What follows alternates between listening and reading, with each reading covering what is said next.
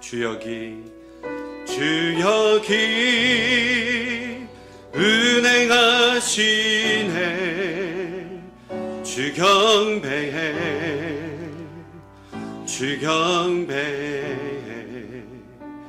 주 여기 역사하시네. 주 경배해, 주 경배해. 세기를 만드시는 분, 세기를 만드시는 근기적을 행하시는 분, 그는 우리 하나님. 약속을 지키시는 분, 약속을 지키시는 분, 어둠 속을 밝히시는 분, 그는 우리 하나님. 주리 만지, 주리 마음 만지네. 주 경배해, 주 경배. 주리 치유하시네. 주리 치유하시네. 주 경배해, 주 경배. Waymaker, miracle worker, Waymaker, miracle worker, promise keeper, light in the darkness. My God, that is who you are.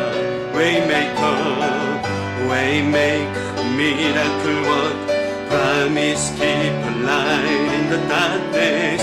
My God, that is who you. 주리 새롭게 하네, 주리 새롭게 하네. 주 경배해, 주 경배해. 주리 회복시키네. 주 경배해, 주 경배해.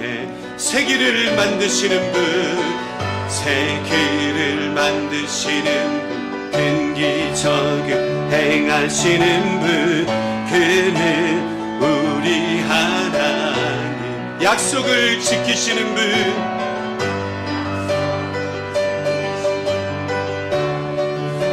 밝히시는 분, 그는 우리 하나. 세기를 만드시는 분, 세기를 만드시는 분, 근기적을 행하시는 분, 그는 우리 하나님.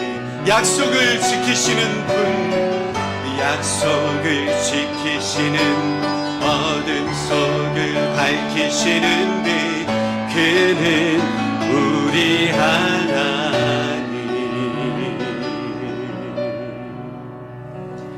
하나님께 영광의 박수 올려드립니다. 할렐루야. 주님은 우리 가운데 일하시고 계심을 믿으시기 바랍니다. 역사하고 계심을 믿으시기 바랍니다. 오늘도 우리의 모든 약속을, 하나님의 거룩한 약속을 이루어 가시는 분인 줄로 믿습니다. 네, 한번 따라해 볼까요? 하나님의 역사를 막는 걸림돌. 이런 제목으로 함께 하나님의 말씀을 나누기를 원합니다. 저와 여러분이 믿는 여호와 하나님은 살아계신 하나님이십니다. 지금도 역사하고 계시는 분이심을 믿습니다. 근데 그 하나님의 역사를 우리가 풍성하게 여러분 경험해야 되지 않겠습니까? 성도들을 보면 지금 살아 역사하시는 하나님의 그 놀라운 역사의 삶 속에서 풍성하게 경험하고 있는 성도가 있는가 하면 반대로 아주 희미하게만 경험하는 성도들도 있습니다. 분명히 하나님께서 역사하고 계시는데, 우리 가운데 일하고 계시는데 그 역사를 풍성하게 경험하는 성도가 있고요, 반대로 잘 모르고 거의 경험하지 못하는 그런 성도들이 있습니다. 이것은 여러분 교회도 마찬가지입니다. 하나님의 역사를 풍성하고 선명하게 경험하는 교회가 있는가 하면 하나님의 역사를 너무 희미하게 경험하는 교회도 있습니다. 우리가 하나님의 역사를 풍성하고 선명하게 경험하는 우리 사과나무 교회 되실 수 있기를 주님의 이름으로 축원합니다. 하나님의 역사가 우리의 삶 속에서 풍성하게 나타나게 되면 우리의 신앙이라고 하는 것은 자연스럽게 성장하게 되어져 있습니다. 하나님의 역사가 풍성하게 나타나기만 하면 그 교회와 그 성도는 신앙이 성장하지 않을 수가 없는 것이죠. 그런데 이런 하나님의 역사와 우리의 신앙의 성장을 가로막는 다양한 장애물들이 있는데요.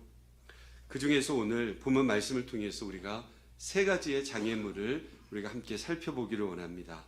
하나님의 역사를 가로막는 첫 번째 장애물은 피상적인 지식이에요. 피상적인 지식. 이 말의 뜻이 무엇인가 하면 겉만 아는 상태라는 거예요. 겉만 아는 상태. 핵심 원리나 본질을 모르는 거예요. 오늘 본문에 보시면 선지자가 고향에서는 높임을 받지 못한다.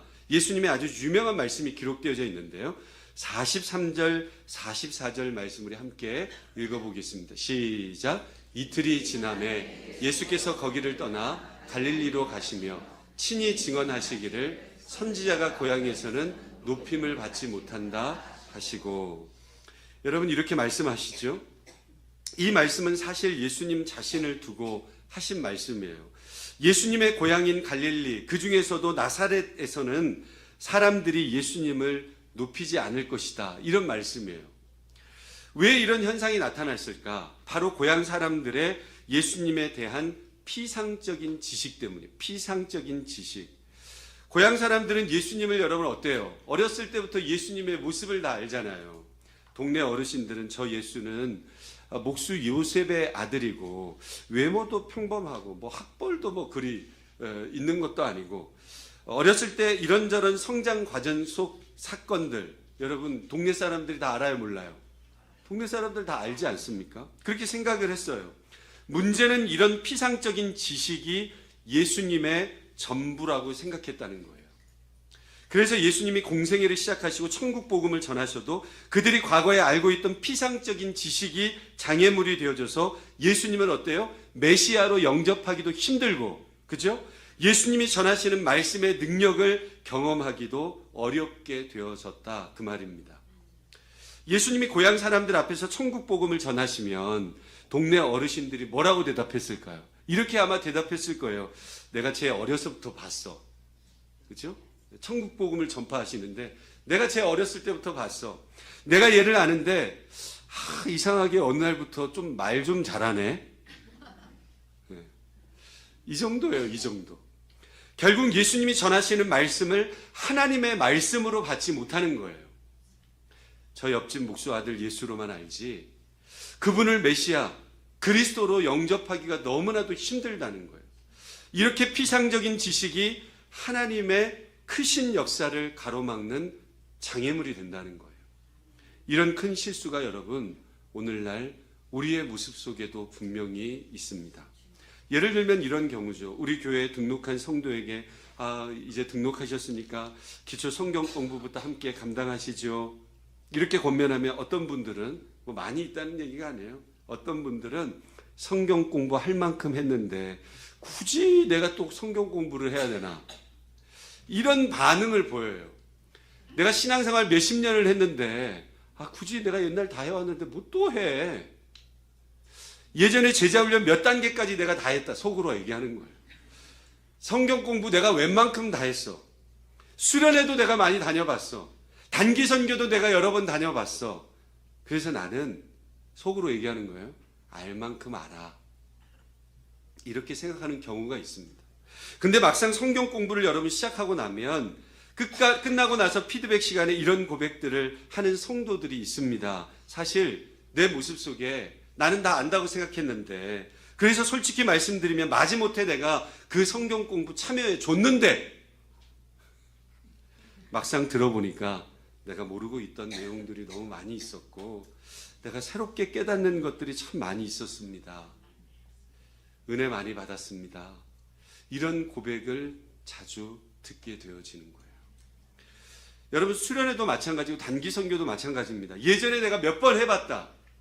대충 뭔지 압니다. 이렇게 생각하면서 더 이상 어때요? 더 이상 새로 배우려고 하지 않는다는 거예요. 기대하지도 않고 관심을 그냥 거두어 버릴 때가 있어요. 그런데 바로 이런 자세, 이런 피상적인 지식을 가지고 함부로 내가 다 안다 결론을 내어버리는 교만한 자세가 하나님의 더 크신 역사를 가로막는 무서운 장애물이 된다, 그 말입니다. 목사인 저도 지금까지 수많은 수련을 참여해 보았고요. 인도도 해봤습니다. 그리고 여러 번 단기 선교도 다녀왔고 1년 동안 제가 러시아에 단기 선교사로 파송되어져서 1년 동안 있었던 적도 있습니다. 하지만 수련을 할 때마다, 단기 선교를 갈 때마다 그때그때 하나님이 새롭게 알려주시고 깨닫게 해주시는 은혜와 성령의 역사가 다 다르더라라고 하는 거예요. 그래서 늘 깨닫는 거예요. 아, 하나님께서는 너무 놀라우신 분이시구나. 하나님은 너무너무 크신 분이시구나. 내가 평생을 경험해도 하나님을 다 알 수가 없구나라고 하는 거예요. 근데 우리가 과거에 몇 번 경험해 봤다고 그 피상적인 경험을 가지고 이제는 내가 안다, 마스터했다 이렇게 생각하면 그것은 뭐다? 교만이다라고 하는 거예요. 그리고 그 교만이 하나님의 더 큰 역사, 더 큰 놀라운 하나님의 비전과 능력의 역사를 가로막는 장애물이 되더라라고 하는 거예요. 구약의 욥을 여러분 한번 생각해 보십시오. 욥은 하나님을 알고 있었고, 여러분 어때요? 욥은 얼마나 믿음이 좋은 사람 아니었습니까? 오죽했으면 하나님께서 사탄에게 욥을 자랑하는 거예요. 너 욥 봤어? 이렇게 사탄에게 너 욥 봤냐고. 그렇게 믿음이 좋은 사람이었어요. 그런데 욥기 38장 이후에 욥이 하나님을 살아계신 하나님으로 그대 대면하게 될 때에 하나님께서 던지시는 수많은 질문 앞에 욥은 단 한마디도 제대로 답을 하지 못했다는 거 여러분 아십니까? 그때 욥이 마지막에 이런 유명한 고백을 합니다. 내가 주께 대하여 귀로만 들었사오다. 이제는 눈으로 주를 배웁니다. 이렇게 고백해요. 내가 귀로만 들었는데 이제는 눈으로 주님을 경험하고 주님을 만나게 되어졌다. 하나님, 저는 이제까지 하나님에 대해서 내가 몇십 년 동안 신앙생활을 하면서 너무나도 내가 교회에 대해서 누구보다도 잘 알고 내가 누구보다도 열심히 해왔다, 알고 있다고 생각했는데 막상 내가 하나님을 대면해 보니까 제가 지금까지 하나님 참 몰랐구나. 피상적으로만 내가 하나님 알고 있었구나. 그 고백이에요. 그래서 하나님께서 호세아서 6장 3절에 이렇게 말씀하시죠. 읽어볼까요? 시작. 그러므로 우리가 여호와를 알자. 힘써 여호와를 알자. 그의 나타나심은 새벽 빛같이 어김없나니 비와 같이 땅을 적시는 늦은 비와 같이 우리에게 임하시리라 하니라. 아멘. 여기서 여호와를 알자라고 하는 말은 단순히 여러분 성경 공부 1단계 마쳤으니까 다음 단계 올라가야지 뭐 그런 뜻이 아니에요. 단지 성경 지식을 내가 좀 더 쌓자 이런 정도의 말씀도 아니에요. 하나님 말씀에 순종함으로 하나님을 이론 쪽만으로 아는 게 아니에요. 하나님이 이론만으로 아는 게 아니에요. 지식만으로 아는 게 아니에요. 하나님을 경험하는 거예요. 제자훈련을 통해서 하나님을 날마다 경험하는 거예요. 내 삶 속에서 하나님께서 어떻게 일하시는가를 우리가 함께 경험하는 거예요. 그러므로 피상적인 지식이 주는 교만함에 빠져서 하나님을 더 알고자 하는 간절함이 내 마음에서 사라져버렸다고 한다면 오늘 이 예배를 통해서 그 마음이 회복되시기를 주님의 이름으로 축원합니다. 하나님의 역사를 가로막는 두 번째 장애물은 평탄한 삶이 주는 안주입니다. 오늘 본문에 왕의 신하가 여러분 등장하는데요. 46절 말씀에 이렇게 기록되어 있습니다. 함께 읽어봅니다. 시작. 예수께서 다시 갈릴리 가나에 이르시니 전에 물로 포도주를 만드신 곳이라. 왕의 신하가 있어 그의 아이들이 가버나움에서 병들었더니. 당시 여러분 왕의 신하라고 하면 여러분 어떨까요? 사회적으로 지위가 높을까요? 낮을까요? 왕의 신하.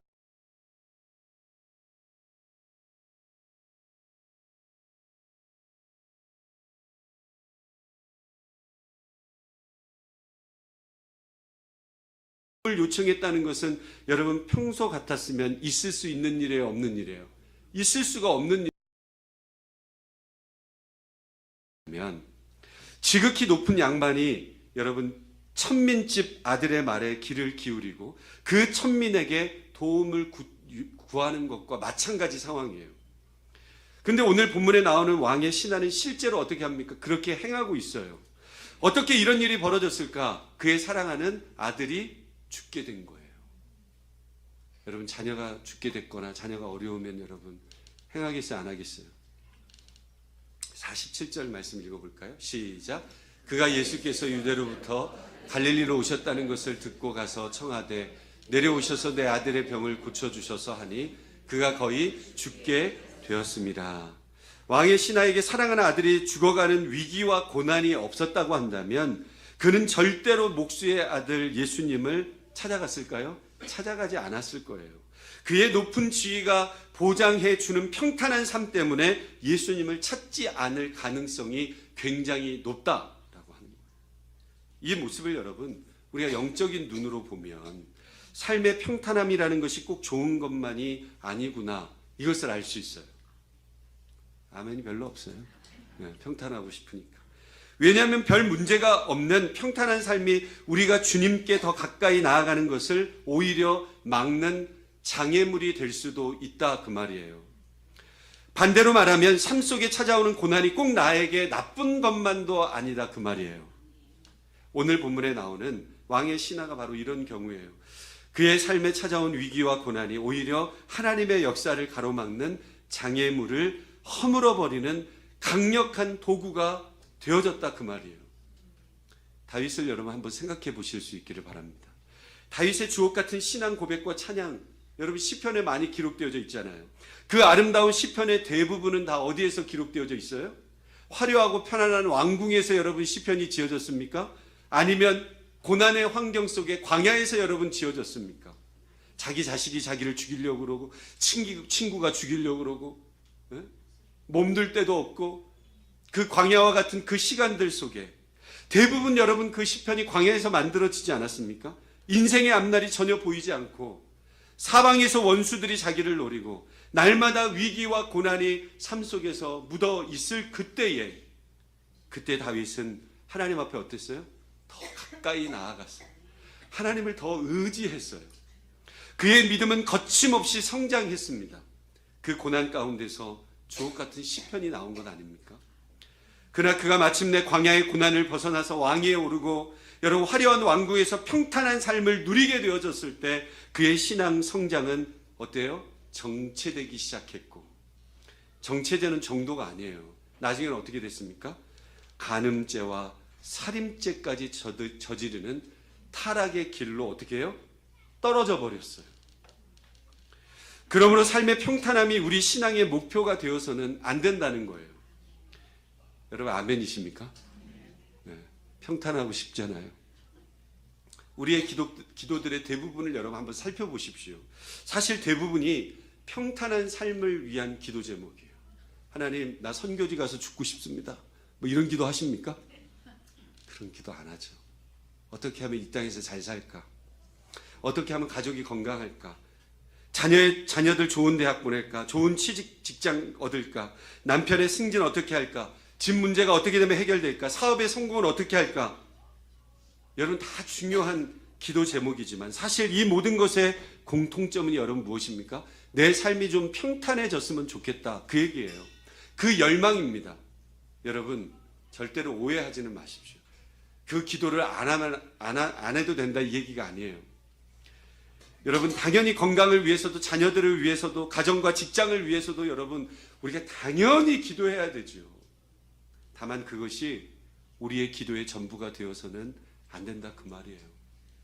성경은 우리의 삶이 평탄한 것이 복이라고 말하지 않습니다. 고난이 없는 것이 복이다 이렇게 말하지 않아요. 성경은 뭐라고 얘기해요? 고난당하는 것이 내게 유익이다 이렇게 얘기해요.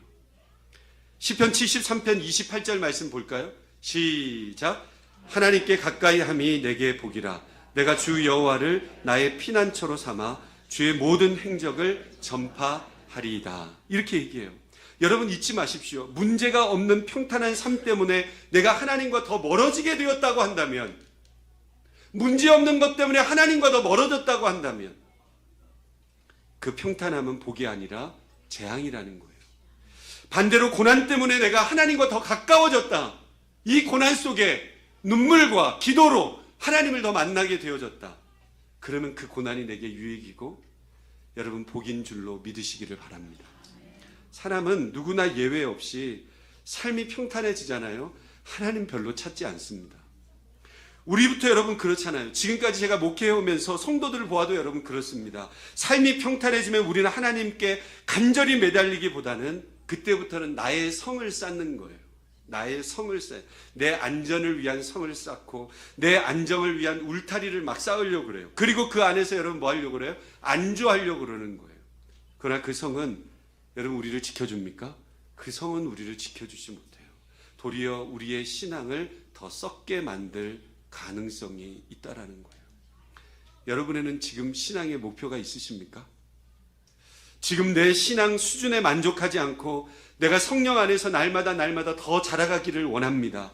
내가 하나님의 은혜 안에서 더 깊이 기도하기 원합니다. 내가 하나님 말씀 앞에 더 순종하기 원합니다. 내가 예수님의 그 십자가의 복음을 내가 이 투산 땅에서 더 아름답게 증거하기를 원합니다. 이런 영적인 목표가 우리 가운데 있는가라고 하는 거예요. 그래서 여러분 우리가 1000시간 기도하면서 우리가 함께 주님 앞에 나아가는 거예요. 이사 가고 안 가는 건 하나님께 달려 있어요. 할렐루야. 그렇지 않아요? 하지만 1000시간 기도를 선포하는 것이 왜 선포한 겁니까? 우리의 영혼을 위해서 선포한 거 아니겠어요? 우리가 기도해야 살아간다는 거예요. 우리가 평탄해서 살아가는 게 아니고 예수 그리스도를 의지해야 우리가 살아갈 수 있다 그 말이에요.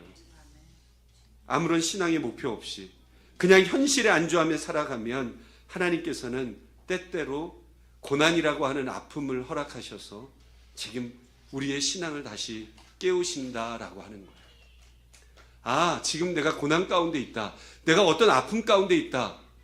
그러면 여러분 깨달으셔야 해요. 무엇이 문제인가? 내가 하나님 앞에 나아가는 것 중에 어떤 것이 문제인가? 그리고 하나님을 붙들고 의지하는 그 기도가 필요한 거예요. 하나님의 역사를 가로막는 세 번째 장애물은 나의 방법과 나의 시기를 고집하는 것입니다. 오늘 본문을 보면 왕의 신하가 예수님께 나아가 자기 아들의 병을 고쳐달라고 부탁할 때 여러분 굉장히 구체적으로 부탁을 합니다. 47절 말씀 다시 한번 읽어볼까요? 시작.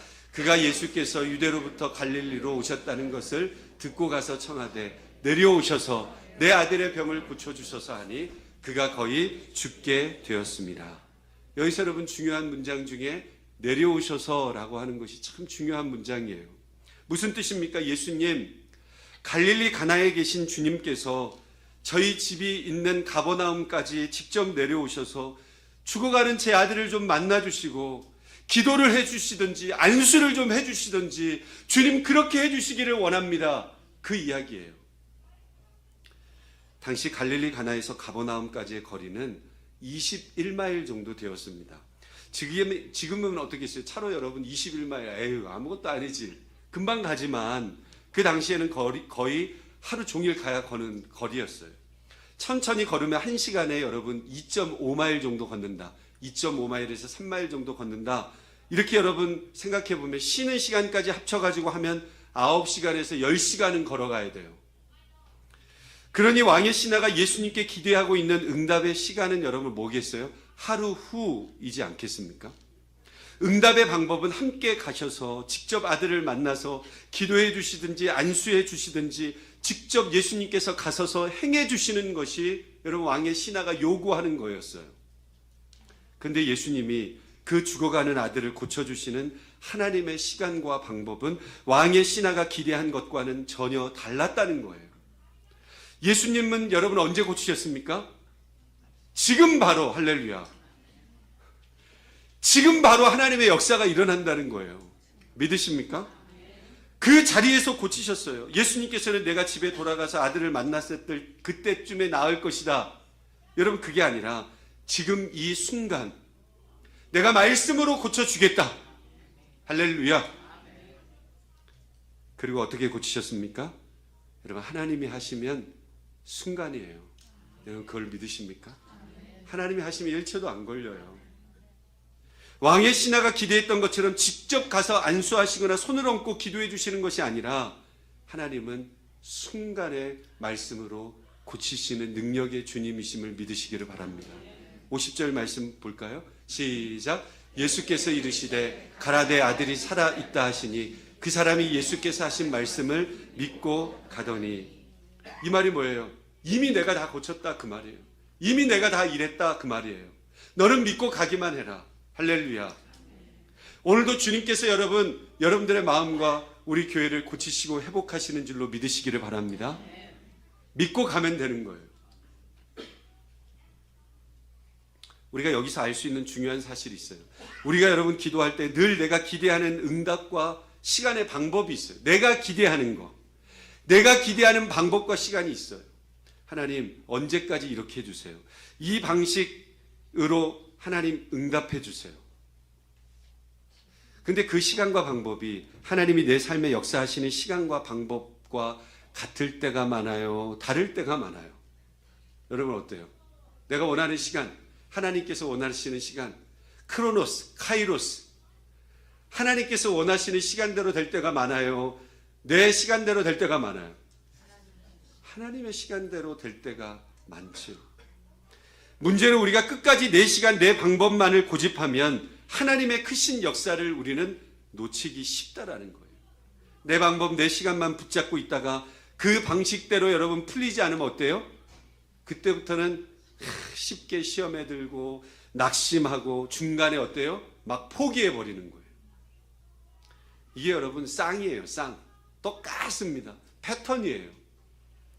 내 방법대로 안 되면 시험 들고 넘어지고 쓰러지고 나가버리고. 죽은 나사로 사건을 여러분 생각해 보십시오.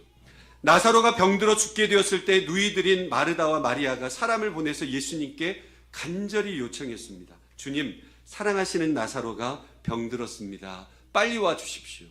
근데 예수님은 일부러 바로 가시지 않으셨다는 거예요. 몇 날 며칠을 머무르셨어요. 왜 바로 가지 않으셨을까? 바로 가서 고쳐주시면 좋은데. 예? 마르다와 마리아가 얼마나 예수님 사랑해. 나사로가 죽은 뒤 무덤에 들어간 지 나흘이 지나 시체 썩는 냄새가 날 때 예수님께서 찾아오시잖아요. 너희들의 관점에서 보시면 어떻게 보겠어요? 예수님 왜 도대체 지금 오세요? 어? 주님이 좀 일찍 오셨다고 한다면 내 오라버니가 죽지 않았을 텐데. 그 마음이에요. 이처럼 그들이 기대하던 응답의 시간과 방법, 그리고 예수님이 계획하신 시간과 방법은 서로 분명히 다르다는 거예요. 사람들의 기대는 여러분 뭐예요? 죽기 전에 오는 거예요. 사람들의 기대는. 그러니까 내 방식대로 되는 거예요. 예수님의 계획은 이미 죽은 나사로를 무덤에서 일으켜서 세우는 것이 주님의 뜻과 주님의 시간과 주님의 방법이에요. 우리도 여러분 이런 경험 있지 않습니까? 나는 지금 너무 급해 죽는 거예요. 안달 복달이 막 났어. 근데 하나님은 너무 느긋해 보이시는 거예요. 여러분 그럴 때 있지 않습니까? 이때 우리가 끝까지 하나님 지금 해주세요, 이 방법으로 해주세요 고집하면 마지막에는 어떻게 돼요? 막 서운해지고 시험에 들어버려요. 그리고 그 순간 하나님이 준비하셨던 더 크고 놀라운 역사를 우리가 놓쳐버린다는 거예요. 우리 교회도 여러분 마찬가지 아닙니까? 이 교회 주셔야 합니다. 근데 하나님의 시간이 분명히 있어요. 하나님의 시간이. 우리가 생각하지 못했던 방법으로 하나님의 시간에 완벽한 타이밍으로 역사하시는 주님을 우리가 여러분 지금 만나고 있지 않습니까? 그래서 우리는 나의 시간, 나의 방법을 내려놓는 훈련을 날마다 하는 거예요. 내 인생은. 내 생각이 지금이야 느껴져도 하나님은 아직 아니야, 더 기다려, 이렇게 말씀하실 수 있다는 거예요. 또 반대로 저는 지금 너무 준비가 안 돼 있습니다. 아직도 나는 멀었습니다. 하나님은 아니야, 지금이야, 너 일어나야 돼, 지금 일어나야 돼, 이렇게 반대로 말씀하실 때도 있다라고 하는 거예요. 이 양쪽 모두 여러분 어떻게 해야 돼요? 우리 모두는 하나님 앞에서 순종할 수 있어야 된다 그 말입니다. 내가 멀었다고 생각할 때 하나님은 지금이다 이렇게 말씀하시면 아직이요 물러서지 말고 아멘으로 순종하실 수 있기를 바랍니다. 반대로 내가 지금입니다 라고 생각할 때 하나님이 아무 응답도 없으시고 문이 닫혀져 있는 것처럼 보일 때 여러분 서운해하지 마시고 시험 들지 마시고, 아, 하나님 보시기에 아직 때가 아니구나, 아, 더 좋은 시간이 분명히 있겠구나, 믿음으로 기다릴 줄 아는 성도가 돼야 된다, 그 말입니다. 그러면 여러분 시험에 들지 않고 오히려 그 과정 속에서 신앙이 더욱더 성장하고 성숙하게 되어지는 것입니다. 그러므로 오늘 말씀을 들으면서 나는 그동안 내 시간 내 방법만 너무 고집해 왔구나, 그런 부분이 있다고 한다면 여러분 좀 내려놓으시기를 바랍니다. 할렐루야. 제가 일주일 전에 이 설교를 다 넘긴 설교예요. 임병우 성도님, 그렇죠? 주님의 시간, 주님의 방법을 향해 마음문을 활짝 여십시오. 그때 우리는 하나님의 타이밍에 발맞춰 움직이는 인생, 그래서 여러분 우리의 신앙이 성장하고 주님 앞에 신실하게 쓰임받을 줄로 저는 믿습니다. 오늘 말씀을 정리합니다. 하나님의 놀라운 역사는 지금도 계속되고 있는 줄로 믿으시기를 바랍니다.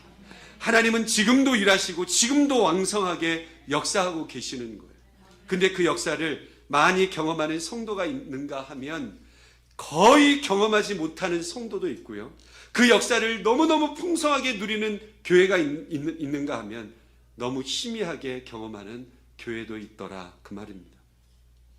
여러분 하나님의 역사를 많이 경험한 만큼 여러분 우리의 신앙은 성장하게 되어지는 거예요.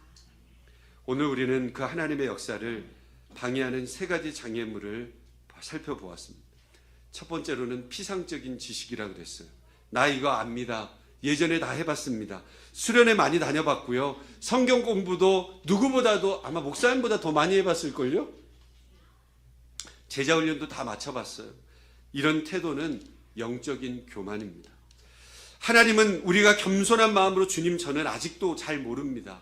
내가 알면 얼마나 알겠습니까? 지금 더 배우고 싶습니다. 예수 그리스도를 더 알아가고 싶습니다. 그렇게 나아갈 때에 더 큰 은혜와 더 큰 하나님과의 교제가 우리 가운데 있지 않겠습니까? 두 번째로는 평탄한 삶이 주는 안주예요. 삶이 조금만 안정되고 문제들이 조금 해결되면 우리는 너무 쉽게 안주합니다. 더 이상 기도하지 않고 더 이상 도전도 하지 않고 더 이상 성장하지도 않습니다. 그러나 평탄함은 결코 우리의 신앙의 목표가 되어질 수 없다라는 거예요. 우리의 목표는 여러분 한번 따라해요. 우리의 목표는 하나님께 더 가까이 나아가는 것입니다. 아멘이십니까? 세 번째로는 나의 방법과 나의 시기를 고집하는 것입니다. 내가 정한 시간, 내가 원하는 방식만을 붙들고 있으면 하나님이 준비하신 더 큰 역사, 더 좋은 타이밍을 우리가 놓칠 수 있다는 거예요. 그러므로 우리는 나의 때를 내려놓고 주님의 때를 받아들이는 법을 우리가 날마다 배워야 된다는 거예요. 나의 여러분 방법을 내려놓고 주님의 방법을 신뢰하는 법을 배워야 된다는 거예요. 사랑하는 성도 여러분, 보석과 같은 성도 여러분, 저와 여러분이 이 세 가지의 장애물을 믿음으로 잘 뛰어넘으셔서 하나님과 더 가까워지고 그리하여 하나님의 역사를 더 풍성하게 더 선명하게 경험하며 신앙이 자라가고 주님의 손에 귀하게 쓰임받는 저와 여러분의 삶이 다 되실 수 있기를 주님의 이름으로 축원드립니다.